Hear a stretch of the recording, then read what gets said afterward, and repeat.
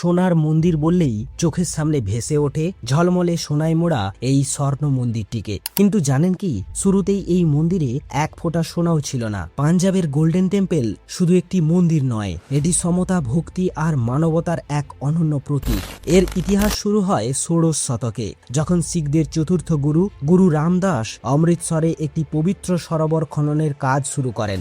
এই সরোবর ছিল শুধু একটি জলধারা নয়, বরং আধ্যাত্মিক শান্তি ও ঐক্যের প্রতীক। পরে পঞ্চম গুরু অর্জুন সেই সরোবরের মাঝখানে হরি মন্দির সাহেব নির্মাণ করেন। সবচেয়ে আশ্চর্যের বিষয় হলো, অন্যান্য মন্দিরের মতো এটিকে উঁচু স্থানে নয়, বরং নিচু স্তরে তৈরি করা হয়েছিল।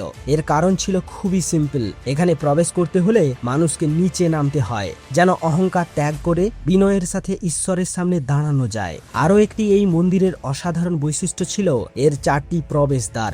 উত্তর, দক্ষিণ, পূর্ব ও পশ্চিম চারদিকেই ছিল দরজা। এর অর্থ ছিল খুবই স্পষ্ট: ধনী গরিব, হিন্দু মুসলিম, শিখ বা অন্যান্য কোনো ধর্মের মানুষ, সবার জন্য এই স্থান সমানভাবে উন্মুক্ত।